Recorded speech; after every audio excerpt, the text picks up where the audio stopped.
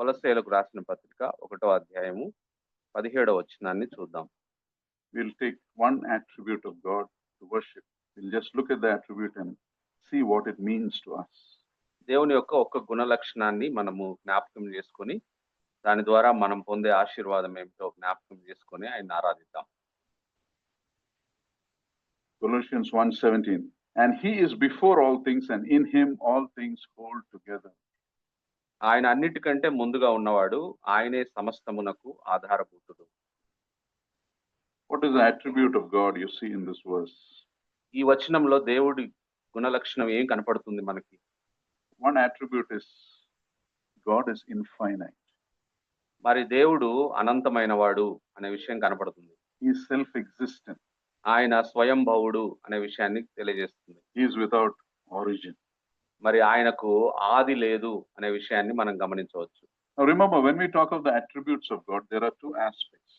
మరి దేవుడి యొక్క గుణ లక్షణాలను గురించి జ్ఞాపకం చేసుకుంటున్నప్పుడు రెండు అంశాలు మనకు జ్ఞాపకం వస్తాయి. One is the communicable attributes, the other is the uncommunicable attributes. ఒకటేమో అంటే one is incommunicable means that attribute is possessed by God alone. Man cannot have that. మరి ఒక లక్షణం ఏమిటనంటే దేవుడు మాత్రమే కలిగి ఉండే లక్షణాలు ఆయన కలిగి ఉంటాడు, అంత మాత్రమే కాదు. అది ఒకటి. Second is communicable attributes. That means God gives those things to us also in smaller measures.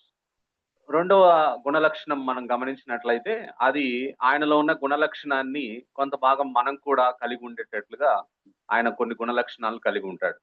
So this is an attribute possessed by God alone. మరి ఈ గుణ లక్షణాన్ని మనం ధ్యానం చేస్తున్న గుణ లక్షణాన్ని జ్ఞాపకం చేసుకుంటే అది దేవుడు మాత్రమే కలిగి ఉండగలిగే గుణ లక్షణం. So when you say God is infinite, that means he was created by nothing and he existed forever. దాని అర్థం ఏమిటంటే దేవుడు అనంతుడు అంటే ఆయన ఎవరి చేత సృష్టించబడిన వాడు కాదు, ఆయనకు ఆది అంతము లేదు, ఆయన ఎప్పుడూ ఉండేవాడు అని అర్థం. Now to understand many things in this world, we divide to categories, big and small and rich and poor. మరి ఈ లోకానికి సంబంధించిన విషయాలను అర్థం చేసుకోవడానికి పెద్దవి, చిన్నవి, ధనవంతులు, పేదవారు అని మనము Old and new. మరి పాతవి, కొత్తవి అని వర్గీకరిస్తుంటాం. When we say God is infinite, it means you can't put him in any category. He is beyond human reasoning. మరి దేవుడు అనంతమైన వాడు అనే విషయాన్ని మనం జ్ఞాపకం చేసుకుంటే ఆయన్ను ఏ వర్గీకరణలో పెట్టలేము. ఆయన అన్నిటికీ మించిన వాడు, అనంతమైన వాడు అని అర్థం. He has no limits, he has no boundaries. ఆయనకి పరిమితులు లేవు, ఆయన చుట్టూ సరిహద్దులు లేవు. He has no weaknesses. ఆయనకు బలహీనతలు లేవు. And at no point of time he has any shortcoming. అంత మాత్రమే కాదు, ఆయనలో ఎటువంటి తప్పిదాలు, లోపాలు లేనివాడై ఉన్నాడు. Everything about him is infinite. His love, his wisdom, his presence, his power. మరి ఆయన యొక్క సన్నిధి అనంతమైంది, ఆయన శక్తి అనంతమైంది, ఆయన ప్రేమ అనంతమైంది. One who will always be there, one who has always been there, and one who will always be there. మరి ఆయన ఎల్లప్పుడూ ఉండేవాడు అంటున్నాడు, ఎల్లప్పుడూ ఆయన్ని మనం కలిగి ఉంటాం. And this word really you cannot explain it.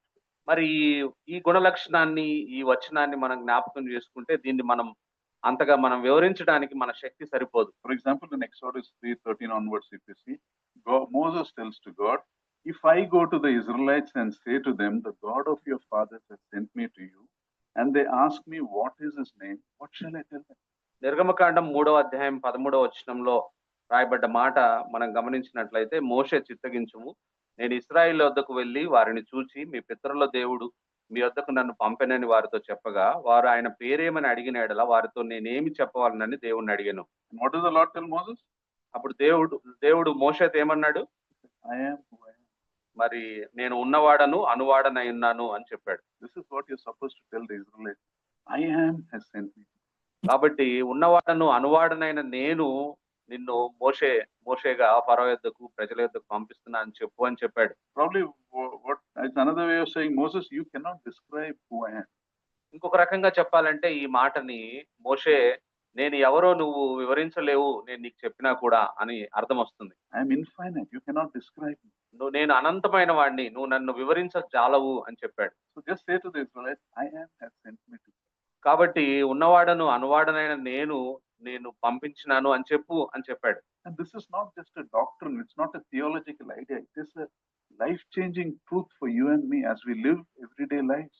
కాబట్టి దేవుడి యొక్క ఈ గుణ లక్షణాన్ని మనం జ్ఞాపకం చేసుకుంటే ఇదేదో సిద్ధాంతపరమైన విషయం కాదు గాని, నీవు నేను మన వ్యక్తిగతంగా ప్రతి దినము జీవించడానికి కావలసినది ఈ గుణ లక్షణంలోంచి మనం తీసుకోవచ్చు.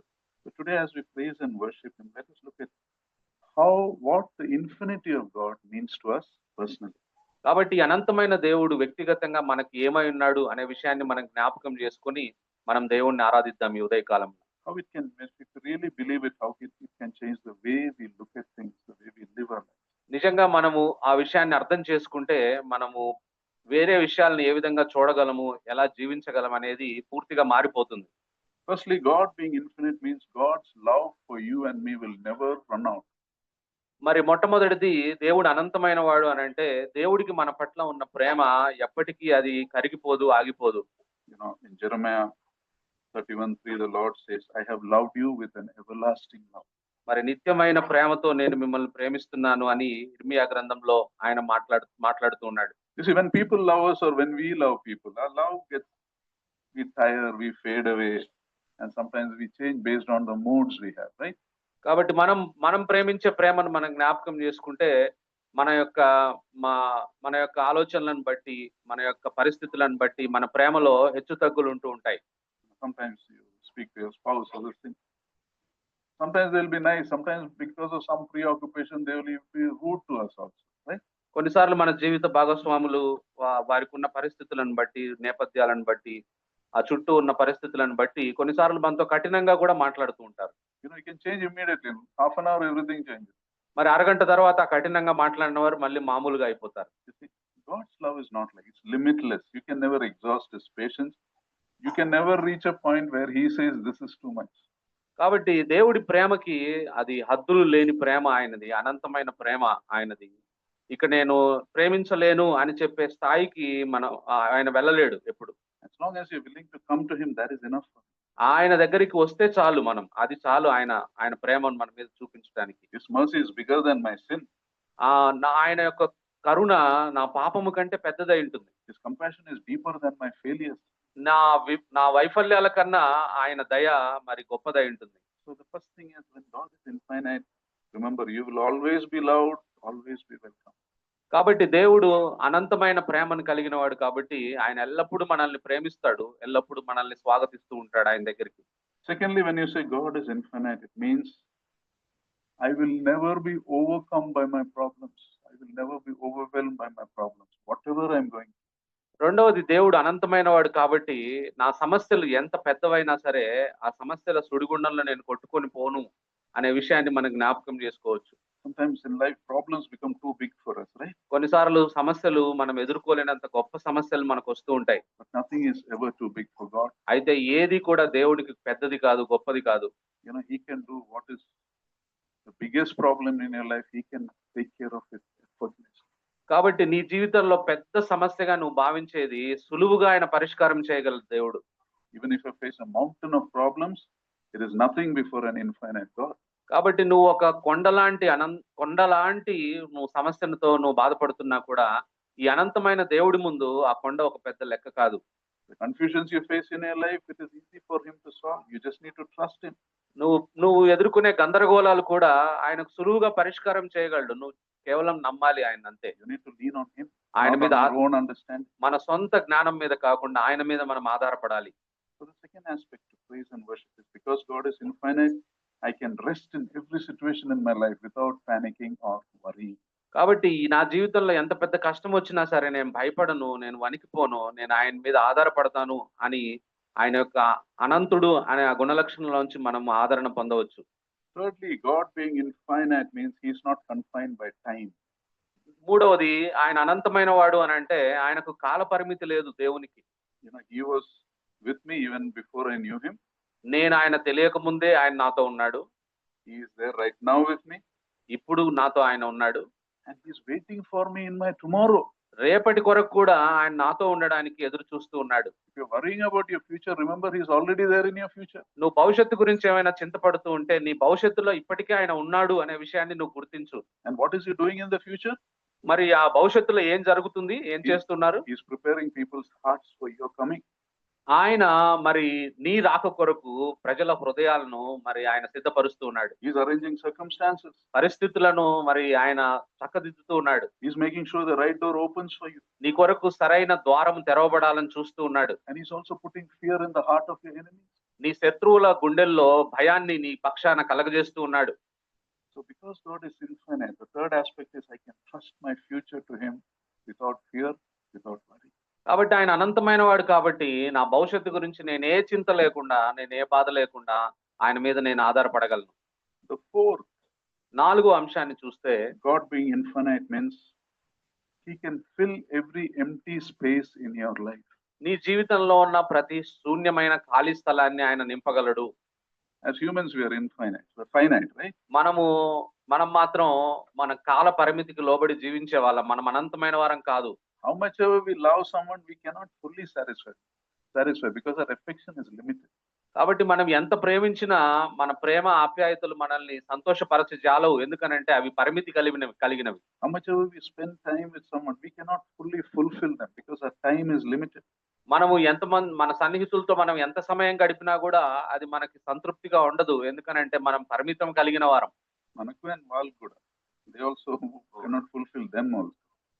అవతల వ్యక్తి కూడా పరిమితులు కలిగిన వారు కాబట్టి మనకి శూన్యం ఉంటుంది మన జీవితంలో.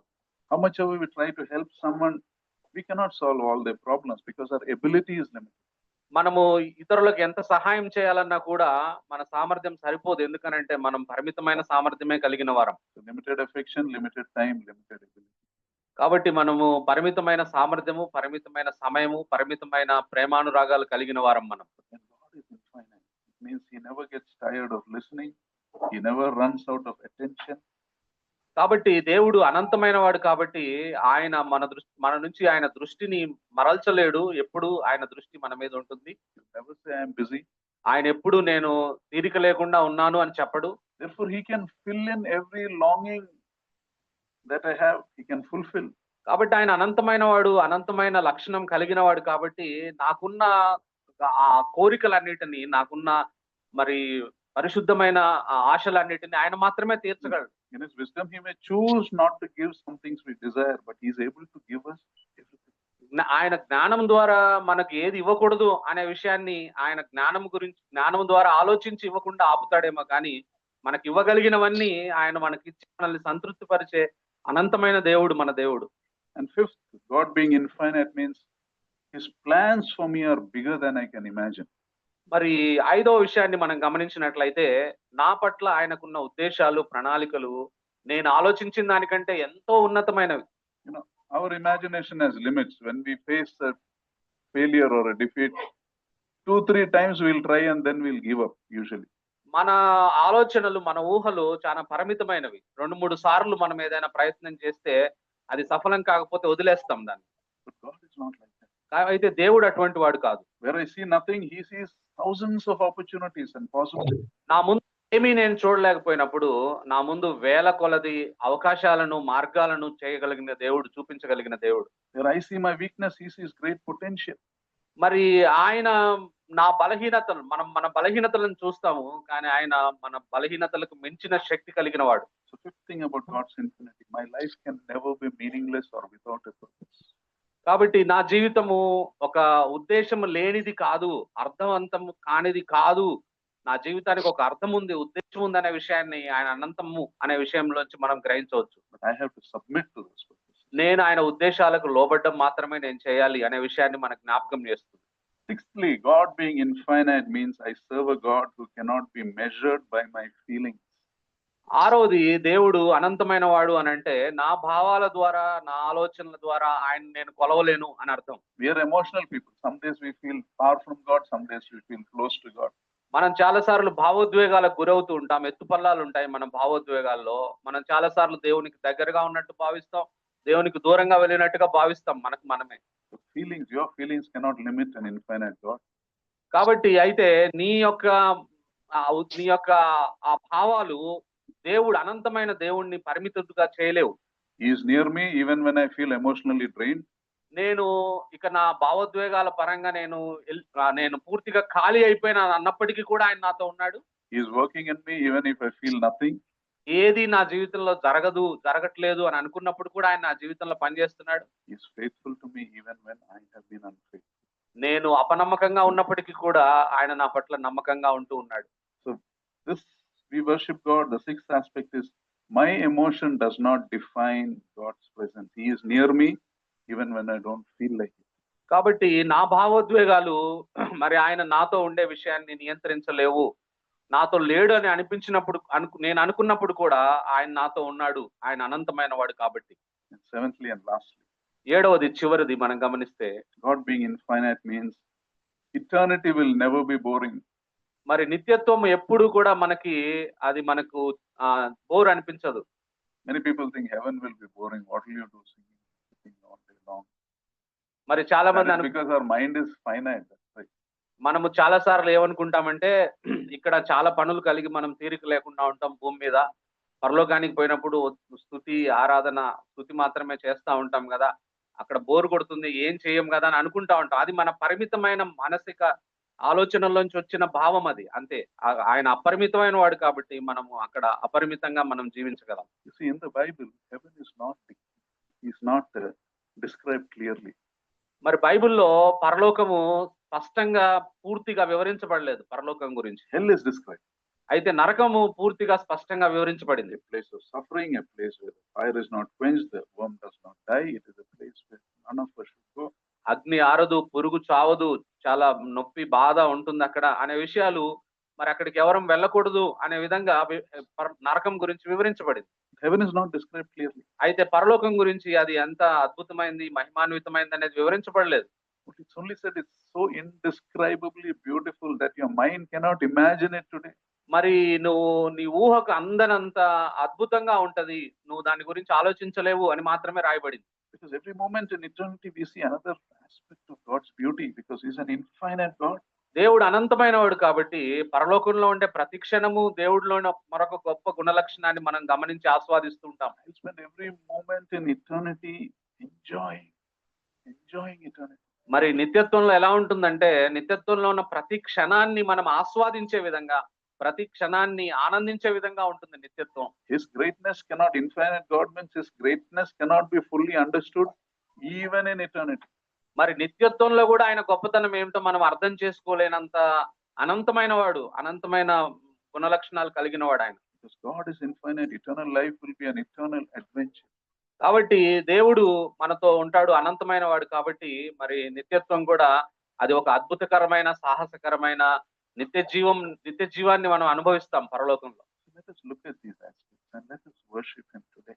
కాబట్టి ఈ విషయాలను మనం జ్ఞాపకం చేసుకొని ఈ గొప్ప దేవుణ్ణి, అనంతుడైన దేవుణ్ణి మనం ఆరాధిద్దాం. Because God is infinite, I am always loved, always welcome. దేవుడు అనంతమైన వాడు కాబట్టి ఆయన నన్ను ఎప్పుడూ ప్రేమిస్తూ ఉంటాడు, ఎప్పుడు ఆయన దగ్గరికి నన్ను చేర్చుకోవాలని ఆహ్వానిస్తూ I ఉంటాడు. can rest in every situation instead of panicking and getting anxious. నా చుట్టూ ఎంత భయంకరమైన పరిస్థితులు ఉన్నా నేను భయపడకుండా నేను ఆయన మీద నా నమ్మకం ఉంచగలను. I can trust my future to Him without fear. I can face my future without fear. భయము లేకుండా నా భవిష్యత్తుని నేను ఎదుర్కోగలను. He is able to fulfill every longing in me. నాలో ఉన్న గొప్ప మరి ఆశలన్నిటిని, పరిశుద్ధమైన ఆశలన్నిటిని ఆయన సంతృప్తి పరచగలడు అని నేను నిశ్చయత కలిగి ఉండగలను. My life can never be meaningless. నా జీవితం ఎప్పుడు అర్థవంతంగా ఉండకుండా ఉండదు. He is with me even when I'm emotionally drained. నేను భావోద్వేగ పరంగా నేను ఆవిరైపోయిన పరిస్థితుల్లో ఉన్నప్పటికీ కూడా ఆయన నాతో ఉన్నాడు, ఆయన సన్నిధి నాతో ఉంది. And the life after this will be a great adventure. ఈ భూమి నుంచి మనం వెళ్ళిపోయిన తర్వాత ఒక సాహసకరమైన, అద్భుతకరమైన నిత్య జీవంలో మనం ఉండబోతున్నాం. So when you say God is infinite, it means there will never be a moment of life when God is not enough for me. కాబట్టి దేవుడు నాకు సరిపోడు అనే క్షణము నా జీవితంలో ఎప్పుడు ఉండదు, ఎందుకంటే ఆయన అనంతుడు కాబట్టి. But now and forever. అది ఇప్పుడు అయినా సరే, ఎప్పుడైనా సరే. Let us take this time. Let us worship. కాబట్టి ఈ సమయాన్ని తీసుకుందాం, ఈ దేవుణ్ణి మనం ఆరాధిద్దాం.